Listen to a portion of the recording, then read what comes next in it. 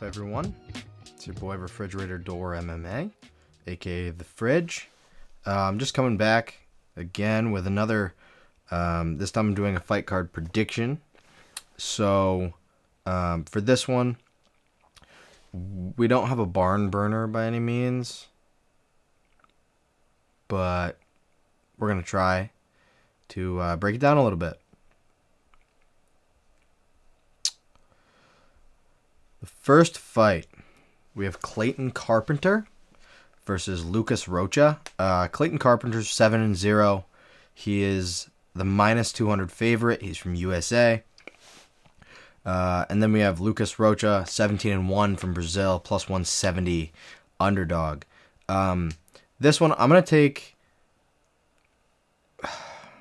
God, that's a tough one. I was going to say Clayton Carpenter, but part of me just wants to pick the Brazilian because I feel like Clayton Carpenter reminds me of... Oh, God, what's his name?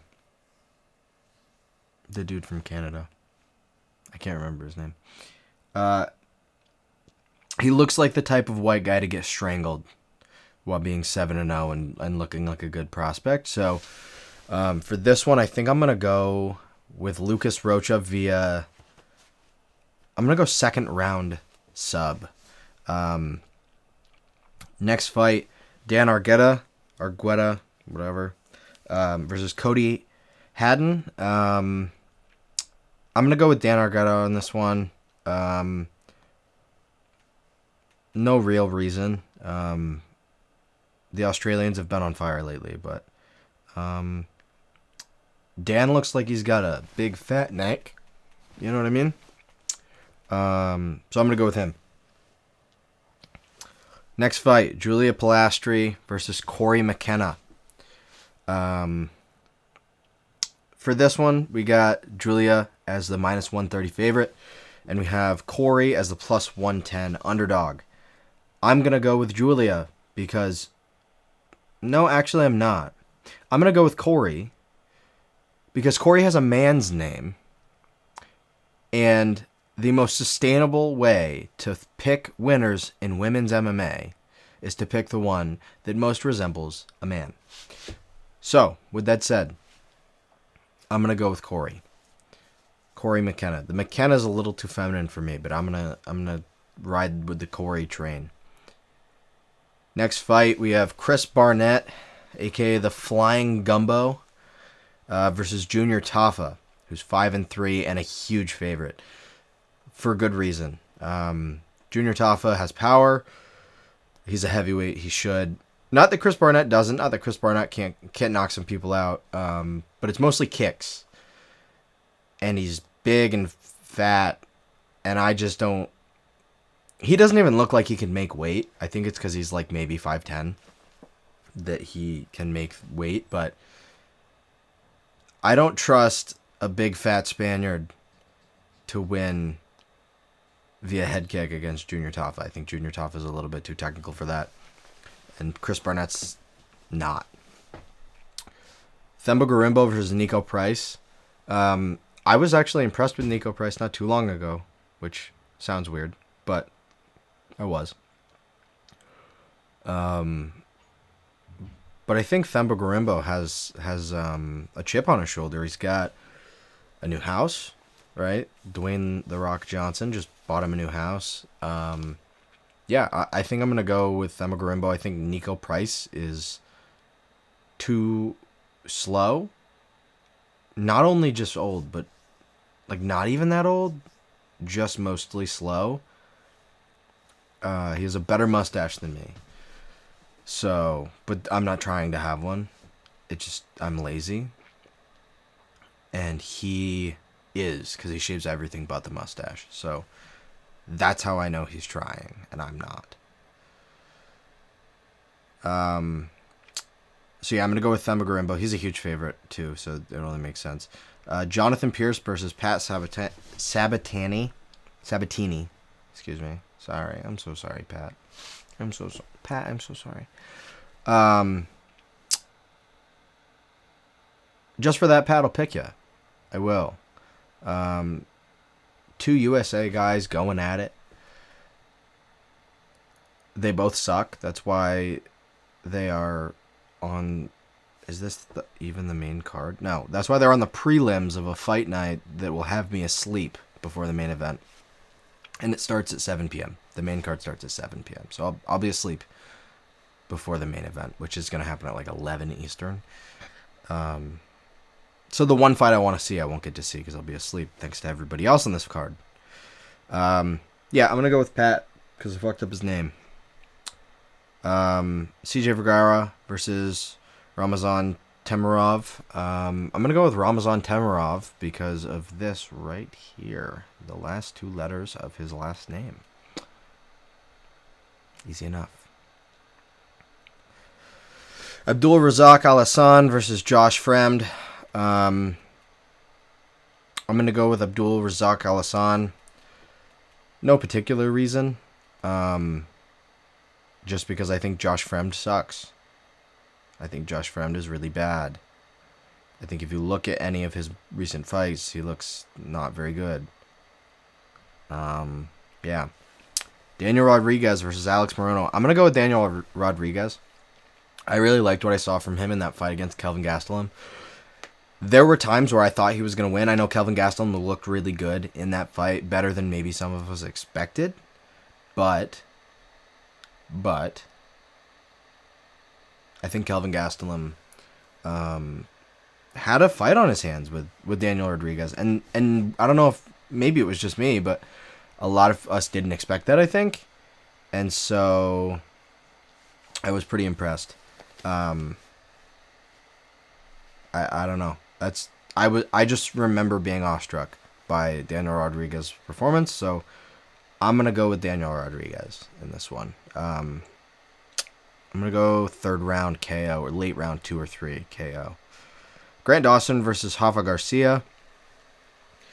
I'm gonna go with Grant Dawson via 2nd round rear naked choke. I think Rafa Garcia is going to get a little too overzealous. And I just think Grant Dawson is going to take his back and choke the shit out of him. Cheating or Jokoani versus Jared Gooden. God, this is miserable. This is so bad. Holy shit. Guys, I don't want to be here doing this. I don't want to be here doing this.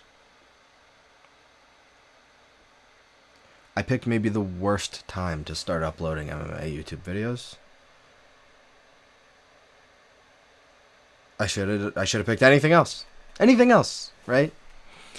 Anyway, I'm going to go Jared Gooden because he's got a bigger, rounder head. All right, Brad Tavares versus Jung Young Park. I'm going to go with Brad Tavares. I think he's due, if that's a thing in MMA, which it's not. I think he's due to maybe not look like complete dog shit, is what I mean.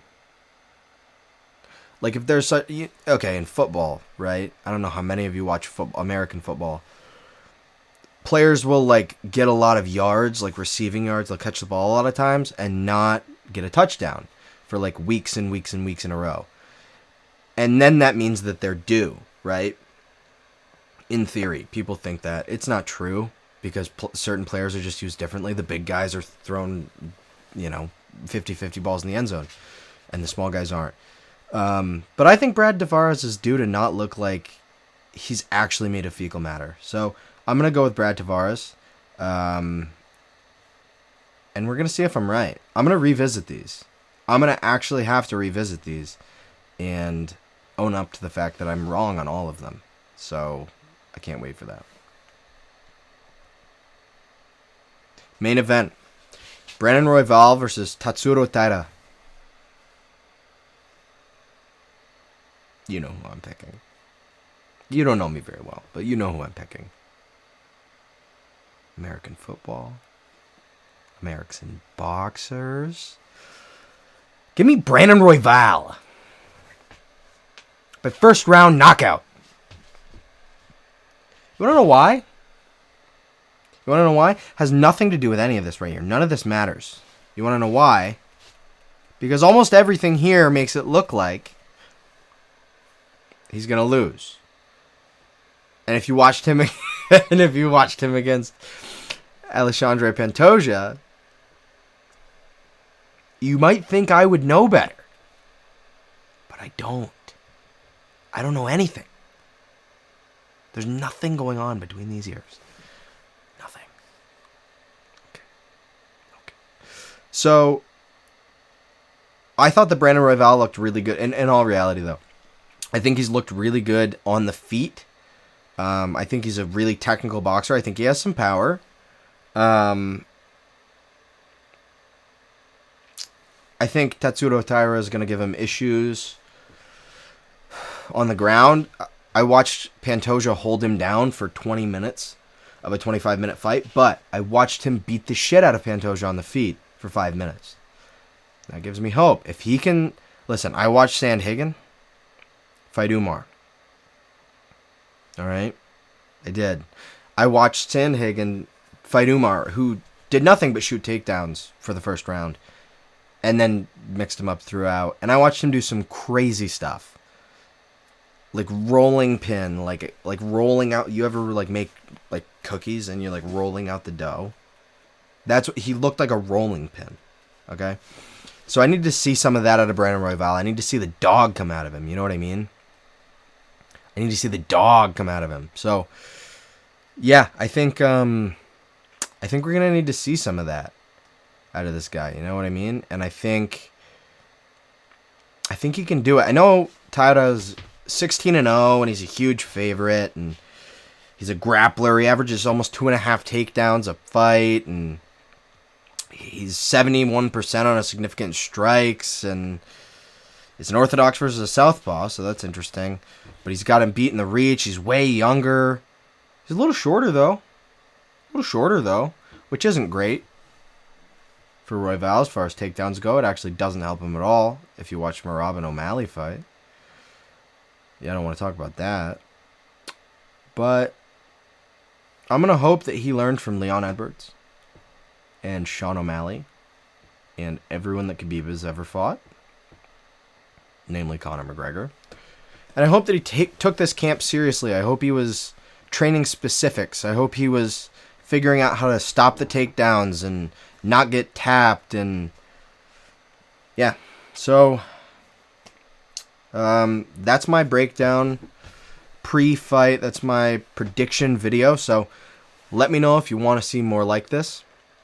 You'll probably see this on Wednesday or Thursday.